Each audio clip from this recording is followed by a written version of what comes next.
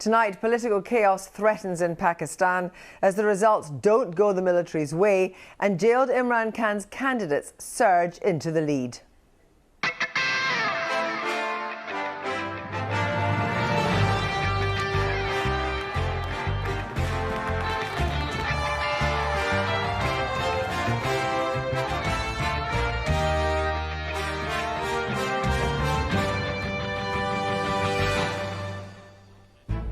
In the teeth of violence and claims of vote rigging, will democracy win out in Pakistan?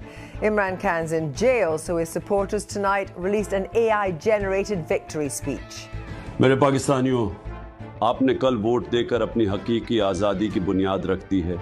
हमने 2024 elections 2/3 अक्सरियत से जीत लिया है।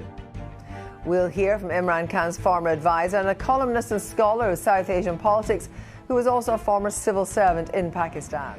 Good evening. Pakistan is in political chaos tonight after an election marred in violence and allegations of poll rigging in which the military tried and failed to control the outcome. Despite their preferred candidate, the Pakistan Muslim League's Nawaz Sharif claiming a fourth victory, independents loyal to his rival, the jailed former Prime Minister Imran Khan, who are not allowed to campaign under his party's name, have emerged as the largest political force. Tonight, there is no government in Pakistan. Sharif has both claimed victory and admitted that he needs a coalition to form a majority. Here's Joe Inwood. This was not supposed to happen. Their leader was imprisoned. Their party was shut down, forced to run as independents. Even their symbol, the cricket bat, was banned from ballot papers. Yet, somehow, last night it was supporters of Imran Khan who were celebrating. For some, a triumph of democracy. After all of that, the fact that they were able to muster the kind of performance that they did is a testament to two things in my view. One, Pakistan's people believe and own up to the fact that they have a right to elect a democratically elected government. And two, that they have immense resilience and immense faith in the democratic process to come out and vote despite everything that was thrown in their way to prevent them from exercising their right to vote.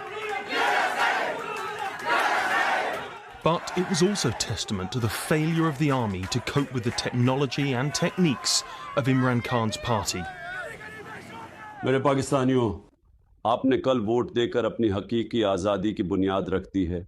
Just tonight, his party released this AI-generated victory message from their jailed leader, something they'd done throughout the campaign.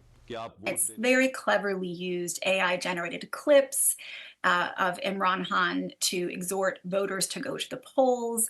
They asked on polling day, when the internet shutdown was announced, they asked people to turn off the passwords on their internet. So when people were out in neighborhoods and seeking information about whom to vote for, they had access to the internet, even though they didn't have it through their mobile phones. It's widely accepted there were attempts at vote rigging, but this was analog interference in a digital election, and it failed.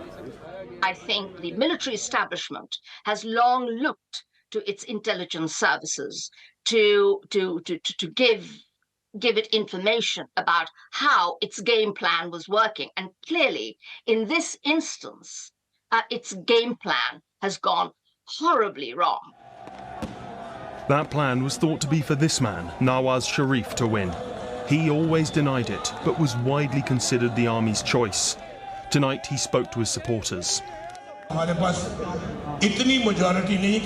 We don't have enough of a majority to run the government ourselves, he says. We invite other parties and candidates to work with us. Pakistan has ended up with a fragmented parliament, with the largest bloc made up of supporters of Imran Khan, but all sitting as independents. I think it's potentially a very serious situation, because what you've got essentially is a situation in which the most popular party, the PTI, in spite of all the measures to prevent it winning, has, if not actually won, it's sort of performed extraordinarily well. And so you're facing with the situation in which there might be a coalition of the two less popular parties backed by the army, with a lot of the people feeling that they've essentially been disenfranchised. To my mind, that poses a really serious potential problem. And the risk of instability in Pakistan matters. To the east, her great rival India. Conflict never seems far away between the two nuclear powers. To the west, Iran. And to the north, Afghanistan, where the Taliban's return will have emboldened their Pakistani cousins. While domestically, things are little better. Pakistan is currently experiencing an acute economic crisis. And, the cost of living crisis, particularly soaring inflation. And really, unless the government or the new government, moves rapidly towards addressing some of these problems, we could well see unrest on the streets. Tonight, those predictions seem like they may be coming to pass. These are unpredictable, potentially dangerous times for Pakistan. Much depends on the final count in these elections and how Pakistan's powerful military decides to react. Well, Joe there, but earlier this evening I spoke to Zulfikar Bukhari, current advisor to the chairman of the Pakistan Tehreek-e-Insaf Party and former special assistant to Imran Khan. I asked him about the former leader's next move. Knowing Imran Khan for as long as I have, obviously, it would be to appeal all the cases, which is around 100 cases that we're going to court for and contesting, which have been illegally. We believe that the result of the candidates have been changed. So there's about 100 cases which we'll be going to court over and contesting them and hoping to get them overturned. I don't think, knowing Imran Khan and knowing the ethos of our political party, PTI, I don't think we'll be making any coalition for forming a government with any of the main parties. However, we will be forming a coalition with a government to be in parliament, not as an independent, but under one banner, one party. How long do you think could Pakistan stand uncertainty? There was violence during the election campaign. There's been all the allegations of vote rigging. The military didn't get its way, so there is going to be instability. I think the instability will still continue simply because of the reason that whichever alliance is made, this hop-chop sort of government that's trying to be formed at the moment with 40, 50 seats from each other party, it's again going to lead to exactly what we've seen in the last 16 months, which is all the parties combined against us. And it didn't work the first time. Pakistan saw a massive rise in inflation, or the dollar against the rupee went from 190 rupees to nearly 400 rupees. I think you're going to see the same thing. Well, we know, of course, that Imran Khan has been sentenced to 14 years. What are the chances of a release? I think the minute we get to a higher court, the sentences were given in a lower court. The minute we go to the High Court and the Supreme Court, we are extremely confident that he will be released, and a lot of the charges, if not all, will be thrown out on legal merit and procedural merit. Will he call, do you think, for peace in the country just now? We've always called for peace. We've never wanted anything but peace. But the only thing is that peace doesn't mean staying silent.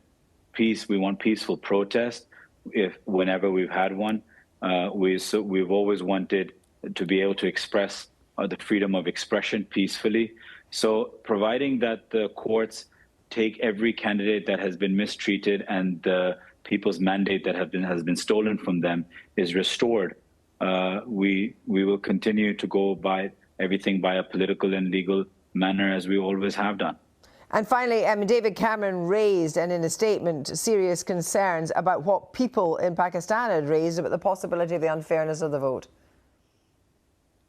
Yes, I retweeted back to Mr. David Cameron for his and very gracious kind words towards what's happened in Pakistan. But, David Cameron and many other politicians have only cited the last 48 hours in Pakistan over the elections. Don't forget that whatever atrocities we've seen in the past 48 hours have only happened because we've allowed the last 18 months, the human rights abuse in the last 18 months with Imran Khan and his party members to happen. If we didn't allow those at those times, the last 48 hours wouldn't have been such a sham election as we saw either.